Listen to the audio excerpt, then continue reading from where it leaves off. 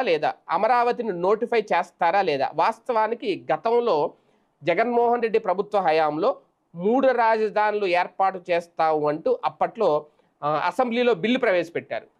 అప్పట్లో అసెంబ్లీలో వాళ్ళకి బలం ఎక్కువగా ఉంది కాబట్టి బిల్లు ఆమోదం అయితే పొందింది. కానీ తర్వాత దాన్ని మండలికి పంపించిన తర్వాత అప్పుడు అక్కడ వైసీపీకి బలం లేని కారణంగా అక్కడ బిల్లు అయితే ఆమోదం పొందలేదు. ఈ నేపథ్యంలోనే అప్పట్లోనే చాలా కీలక నిర్ణయాలు తీసుకున్నారు జగన్మోహన్ రెడ్డి గారు. ఒక టైంలో మండలిని రద్దు చేస్తారన్నారు. అలాగే తర్వాత అప్పుడు ఏంటి సిఆర్‌డిఏ చట్టాన్ని కూడా రద్దు చేశారు. జగన్మోహన్ రెడ్డి గారి పరిపాలనలో మొదట్లో చాలా గట్టి ప్రయత్నాలే చేశారు. అయితే ఇప్పుడు అమరావతిని మళ్ళీ నోటిఫై చేయాల్సిన అవసరం ఉంది అసెంబ్లీలో. ఆ తీర్మానాన్ని మళ్ళీ పెట్టి ఇక్కడ ఆమోదం పొంది పార్లమెంట్‌కి పంపించాల్సిన అవసరం ఉందా లేదా అనేది క్లారిటీ ఇవ్వాలి. ఇప్పటి వరకు అమరావతి నోటిఫై చేయలేదు అంటే ఖచ్చితంగా ఒకవేళ చేసి ఉండకపోతే ఇప్పుడు నోటిఫై చేసి ఉండాలి.